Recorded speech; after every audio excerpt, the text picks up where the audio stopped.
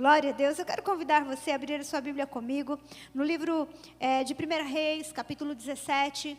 Primeiro livro de Reis, no capítulo 17, a partir do verso 1. Glória a Deus. Queridas, vocês, por favor, amanhã não vão ficar em casa. Amanhã nós temos um compromisso muito especial aqui com a doutora Betânia. Na verdade, nós temos um compromisso muito especial com Deus. Sabe que eu creio muito nesses ajuntamentos e quando nós nos reunimos com propósitos específicos também. O culto de domingo é algo maravilhoso e é para a família, é para a igreja.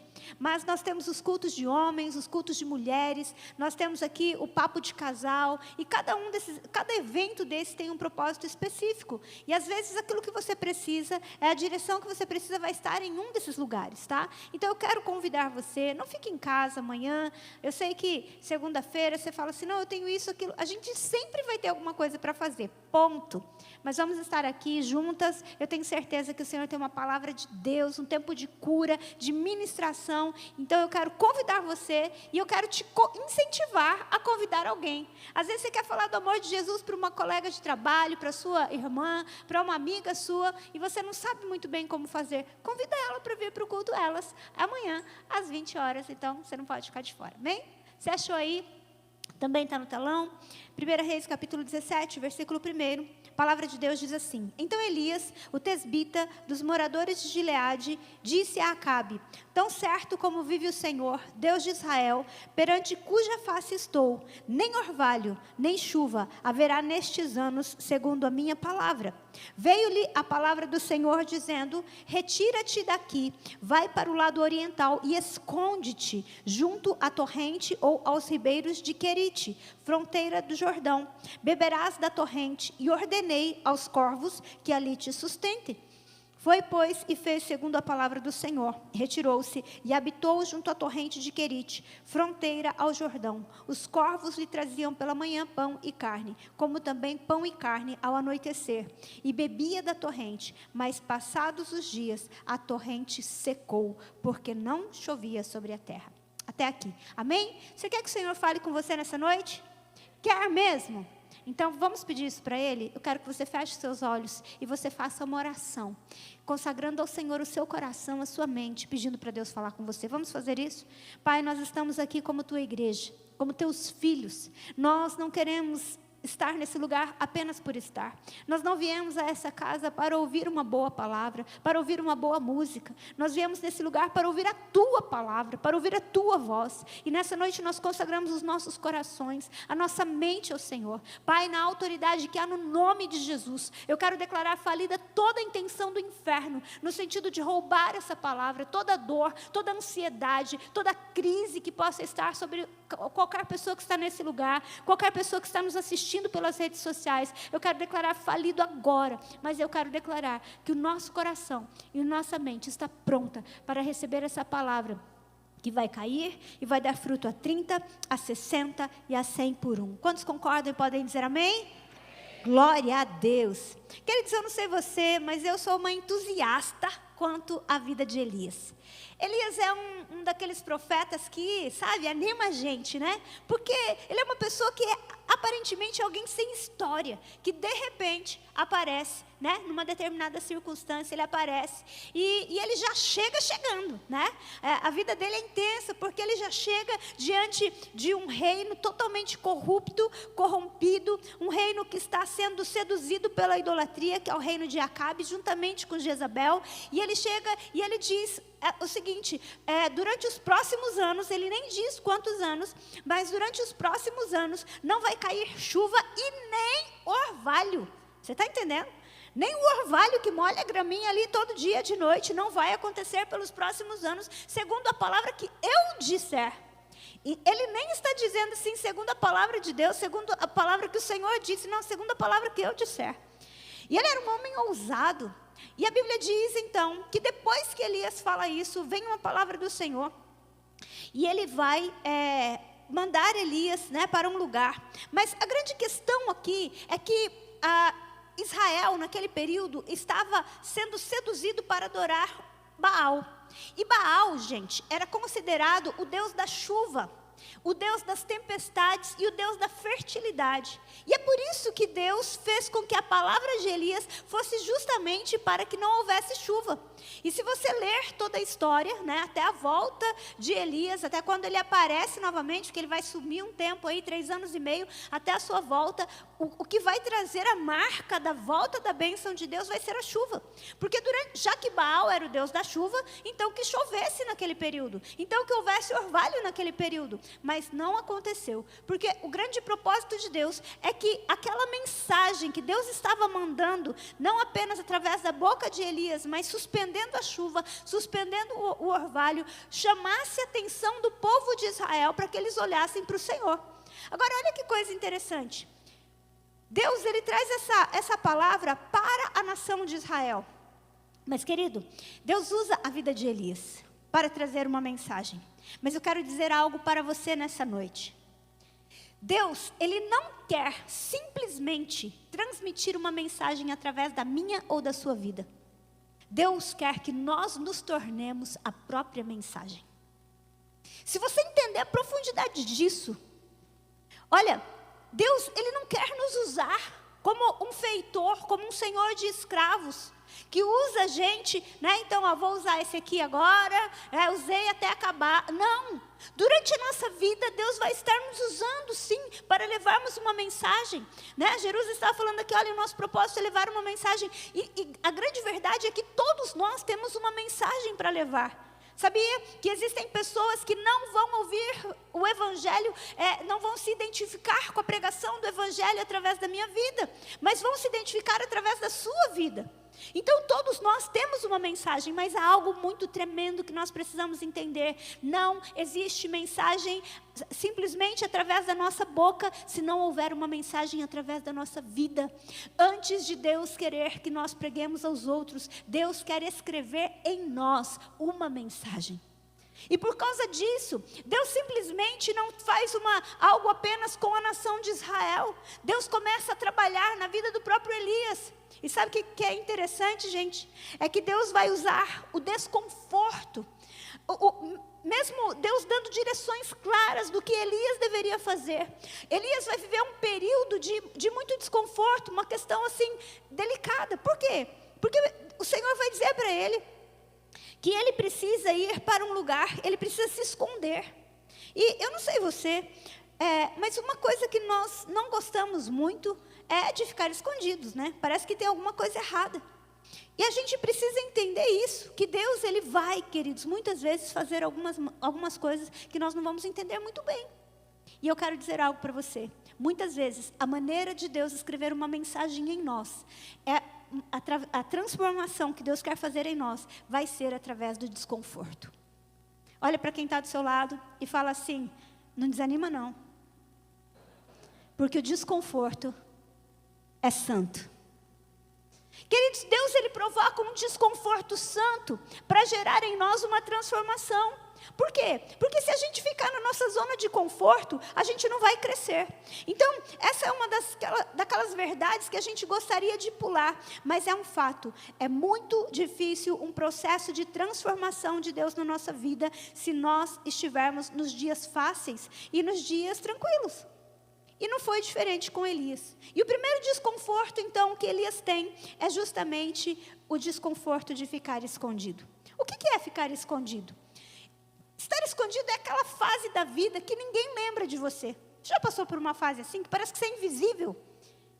Ninguém lembra de você, nem os amigos. Cara, parece que aí você começa a colocar a sua frustração na vida das pessoas. Nossa, fulano era tão próximo, esqueceu de mim, nem liga mais. Eu lembro de um pastor que ele se desviou, ele se desviou. E ele começou, sabe, a estudar as estrelas, um monte de coisa assim. E ele se perdeu, e ele foi para Umbanda, e ele, sabe, mas foi feio. E ele conta que durante esse período da sua vida, ele não recebeu uma ligação de ninguém. E aí o pai dele adoeceu. E quando o pai dele adoeceu, estava para morrer. O pai dele chamou ele. E aí o pai dele disse assim para ele, ora por mim. Ele falou, eu? Desviado assim, mas desviado, servindo a Satanás mesmo. E ele falou, eu? Ele falou, eu preciso que você ore por mim. E aí o pai dele, prestes a morrer, ele saiu daquele quarto. foi lá fora, fez uma oração a Deus, pedindo perdão para Deus, falando: Deus, sinceramente, eu tenho acreditado em tantas outras coisas, e agora meu pai está pedindo para eu orar. Mas se é isso, o Senhor me quer de volta do jeito que eu estou, então eis-me aqui. E ele volta, ora pelo pai dele, e ele volta para a presença de Jesus. E incrivelmente, durante aqueles anos, ele nunca recebeu uma ligação, e ele não contou para ninguém que ele voltou para Jesus. Mas quando ele faz essa oração pelo seu pai, e ele volta para sua casa, as pessoas voltam a encontrá-lo, voltam a ligar para ele. E ele fala: cara, parecia que eu estava escondido. Eu quero dizer uma coisa para você: vão ter fases da sua vida que parece que você está escondido, ninguém te vê. Eu já tive uma experiência assim. Como muitos de vocês já sabem, eu mudei para Bragança Paulista sem conhecer ninguém aqui. E eu comecei a namorar o Marcos depois de um ano que eu já estava em Bragança. E teve um período que eu estava em Bragança que eu saí de uma editora e eu fiquei sem trabalhar. E era incrível, gente. Eu tinha um fusquinha branco, que era chamado de floquinho de neve. E eu saía com meu floquinho de neve para entregar currículo. E teoricamente eu tinha um currículo bom. Gente, ninguém me chamava para nada, nem para uma entrevista. E era incrível, eu chegava num lugar para entregar currículo, é como se o Espírito Santo dissesse assim para mim: se você quiser ir lá, você pode ir, eu te espero aqui no carro. Era nítido isso para mim. Mas eu, teimosamente, ia e entregava. E foi um ano assim, um ano. E aí, quando terminou esse período de um ano, eu lembro até hoje, que chegou um período que eu falei: Deus, eu só tenho dinheiro para pagar mais um mês de aluguel.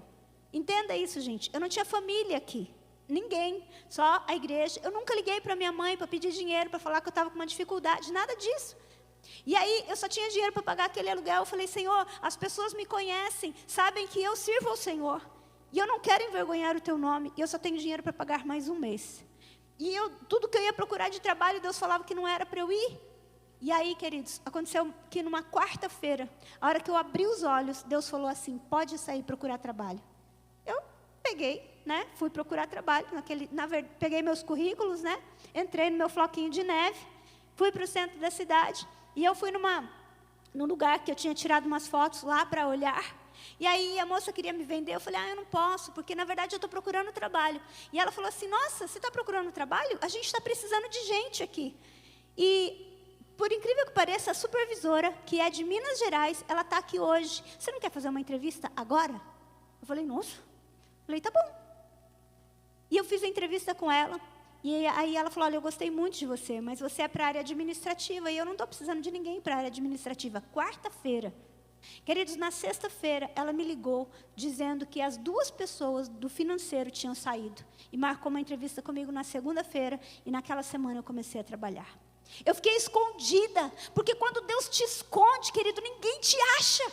E Deus escondeu Elias nesse período, mas muitas vezes nós vamos passar por esse momento, e vai ser um período, um ribeiro de querite, que vai ser profissional, às vezes é ministerial. Eu já tive querite ministerial, passei um período na minha vida, eu prego há mais de 26 anos, eu vim para Bragança pregando o evangelho, cantando, mas houve uma fase na minha vida que 2 anos, que ninguém me chamava para nada, nem para falar boa noite, Lagoinha, que não tinha Lagoinha ainda, né? Mas é verdade.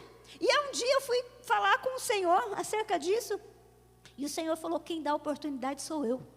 E eu entendi que Deus estava me escondendo. Deixa eu falar uma coisa para você: quando Deus te esconder, querido, abrace o seu esconderijo, porque é tempo do trabalhar de Deus sobre a sua vida. Esse é um desconforto santo, é um momento que Ele está cuidando de você, Ele está trabalhando em você, Ele está transformando você.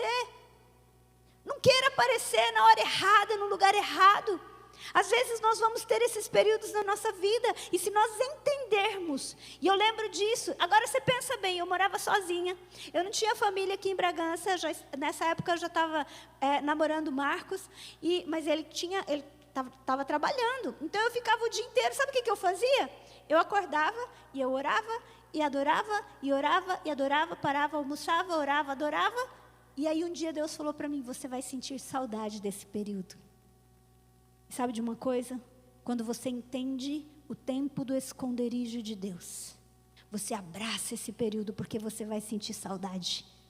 Então, querido, se você está vivendo um desconforto de se sentir escondido, eu quero dizer para você que Deus usa o esconderijo para nos transformar.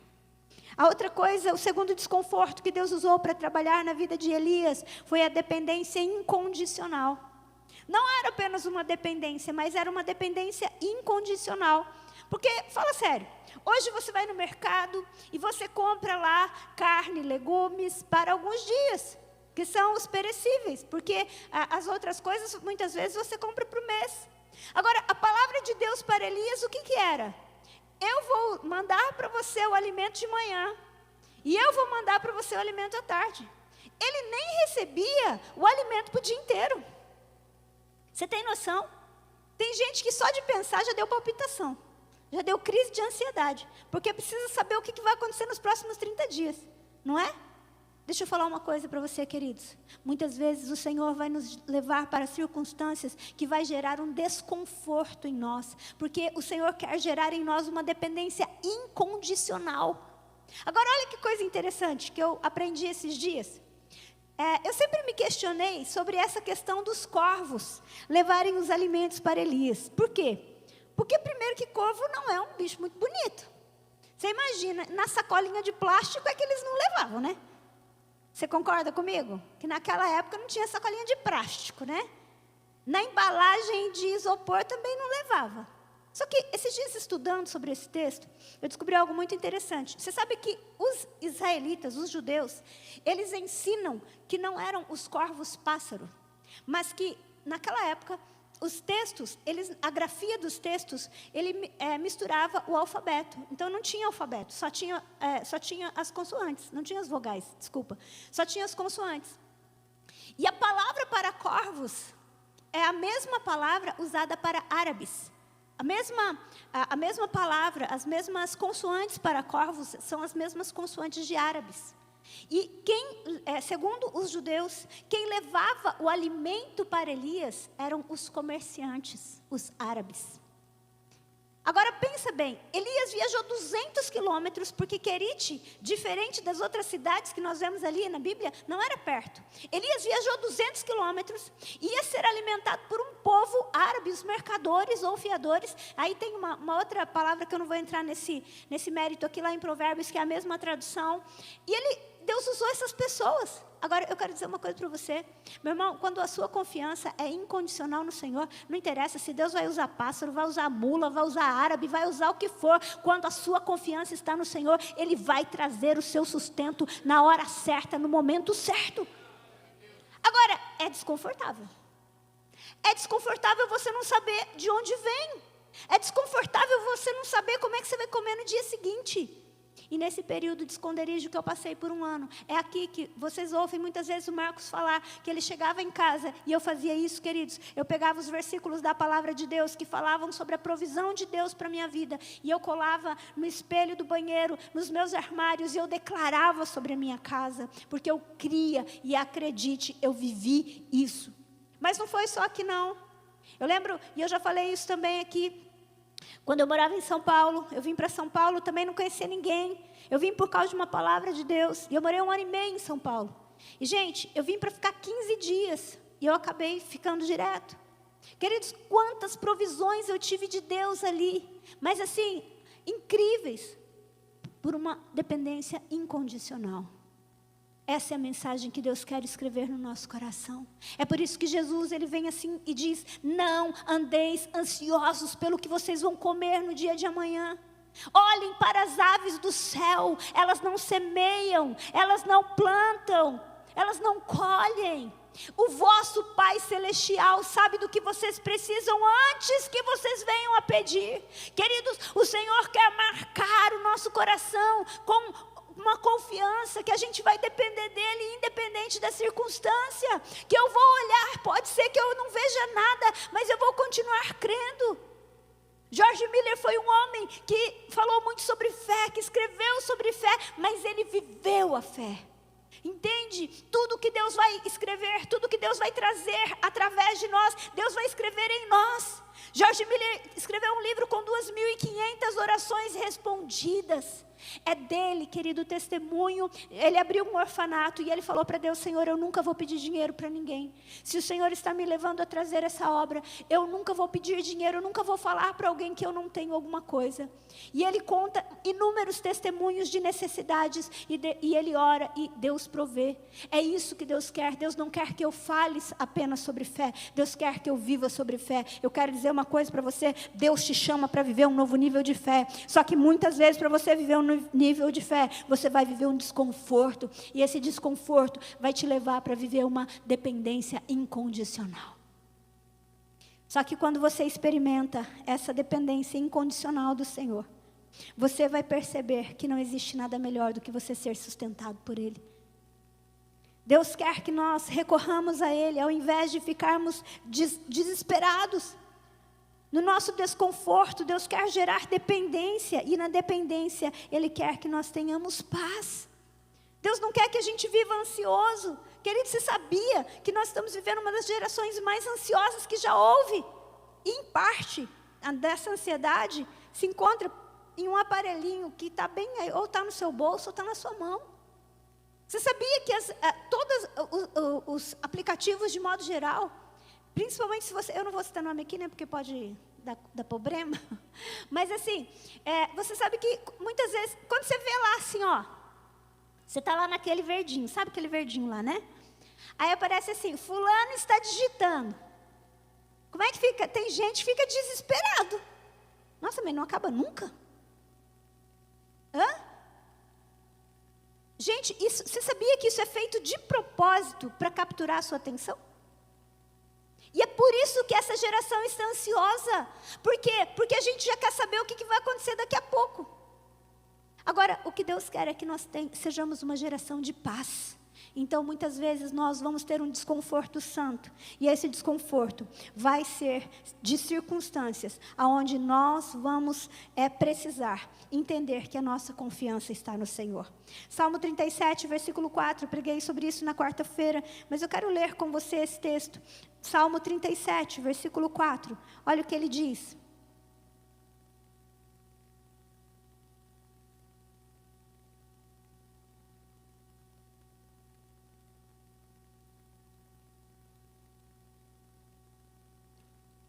Agrada-te do Senhor, e Ele satisfará o desejo do teu coração. Não, peraí que eu olhei errado aqui. Mas não, está errado aqui. Deixa eu pegar aqui, Salmo 37, 4.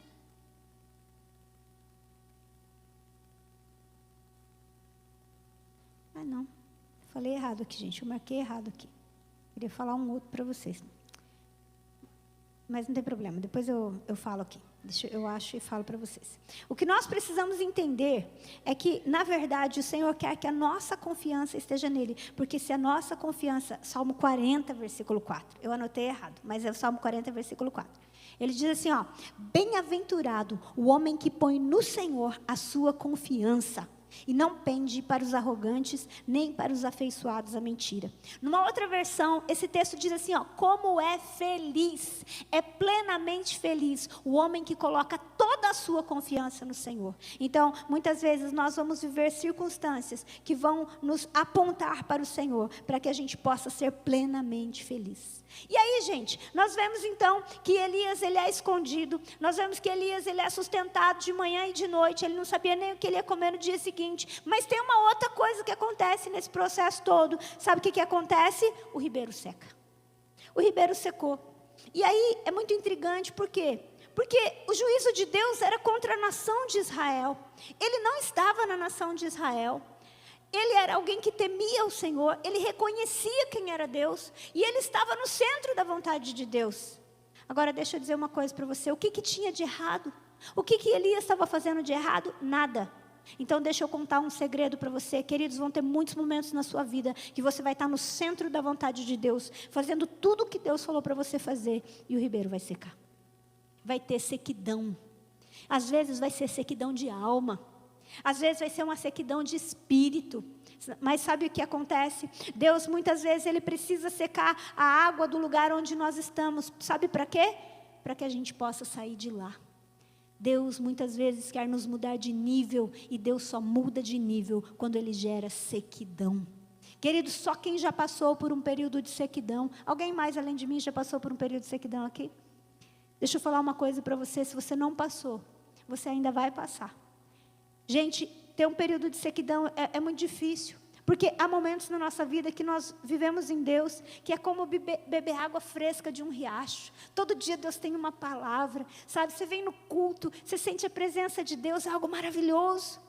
Mas tem períodos na nossa vida, queridos, que a terra é seca, sabe? Parece que você não recebe, parece que não vai, mas o Senhor, Ele permite isso, porque é uma maneira que Ele tem de nos empurrar para novas experiências.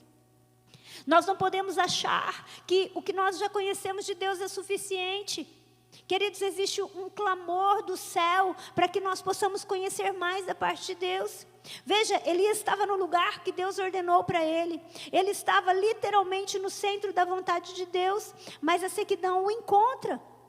Claro que nós temos que analisar o nosso coração, porque às vezes, para saber se nós estamos onde Deus quer, mas muitas vezes o Senhor, Ele faz isso para a gente mudar de nível, porque tem gente que, se Deus deixar, ele fica no mesmo nível a vida inteira, ele não cresce, ele não descobre algo novo da parte de Deus. Salmo 25, versículo 14, o Senhor diz assim, que a intimidade do Senhor é para os que o temem. Queridos, existem verdades celestiais que Deus quer compartilhar ao seu coração, que você nunca viveu. Eu estava contando aqui na quarta-feira, acerca de um testemunho de uma missionária, contando acerca de povos. Ela falou, esses povos, eles conhecem algo de Deus que nós não conhecemos. E duas experiências que me marcaram muito, foi a experiência de um rapaz, que ele foi, por conhecer Jesus, os soldados queriam que ele negasse a Jesus, e então 2 soldados, eles revezavam em bater nele diuturnamente, para que ele negasse Jesus. E ele era proibido de cuspir sangue ou cuspir os dentes, porque os dentes dele estavam sendo todos quebrados, de tanto que ele apanhava. E aí chegou uma hora que ele começou a orar e falar, Deus, eu não aguento mais, eu não suporto mais. E aí ele ouviu a voz de Jesus dizendo para ele, a mesma graça que estava sobre mim, quando eu estava na cruz para perdoar os soldados, está sobre você agora. Ame. E então, aquele homem, naquela circunstância, apanhando diuturnamente, com a boca cheia de sangue, com os dentes todos quebrados, ele fala que naquela hora ele recebe uma graça. E ele olha para aquele soldado com tanto amor, que o soldado falou, não me olhe desse jeito, não me olhe desse jeito. E ele não aguentou, e se prostrou perto dele e falou, me fale mais do seu Senhor. Querido, deixa eu falar algo para você, existem níveis em Deus que nós não imaginamos, existem níveis em Deus que nós não sonhamos, níveis que Deus quer te levar para lá, níveis de adoração que o Senhor quer te levar, níveis de intimidade, verdades celestiais, direções de Deus que Deus quer me dar e Deus quer te dar, mas isso só vai acontecer se nós enfrentarmos um desconforto santo, para que a gente seja empurrado, porque senão a gente vai ficar o resto da vida fazendo a mesma coisa, achando que conhece a Deus e não conhece, num nível raso de vida, de fé. Acredite, ninguém cresce em ambientes confortáveis. Até o bebê, ele só sai da barriga porque ficou desconfortável, está pequeno demais, está ruim demais. Então existe um desconforto santo que Deus tem para nós, mas não é porque Deus quer nos penalizar, não, é porque Ele nos ama. Acredite, há graça em ser criança, mas há uma graça em ser adolescente. Há graça em ser solteiro, mas há uma graça em ser casado. Há graça em não ter filho, mas há uma graça para ter filhos. E acredite, existem aqueles que dizem que ser avô é a sobremesa da vida.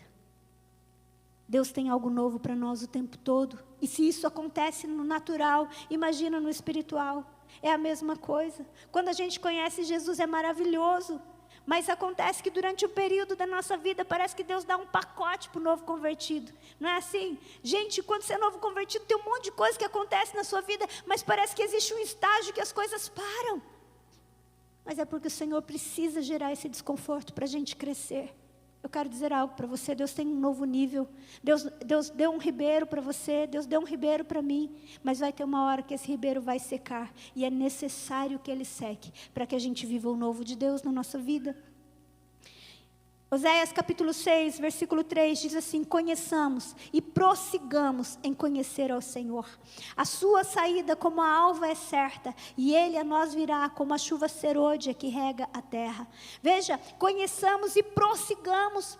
O apóstolo Paulo, ele olha para si e ele fala: eu não julgo que tenha alcançado. Querido, tem algo novo de Deus para mim e para você.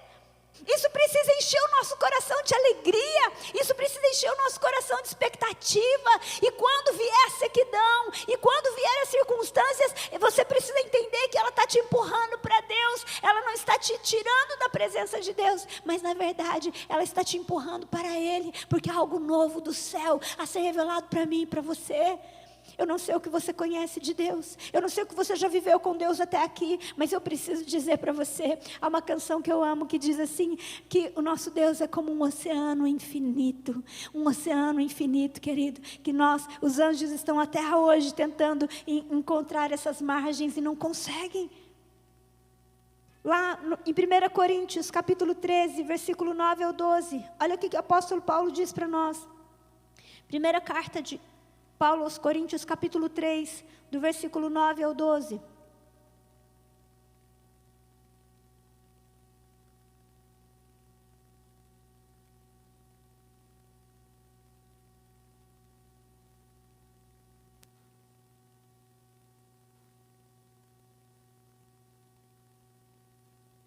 Ele diz assim: porque de Deus somos cooperadores. O que é cooperador, querido? Cooperador é você ser alguém que você vai trabalhar com o Senhor. Mas como é que nós vamos trabalhar? Edifício ajustado.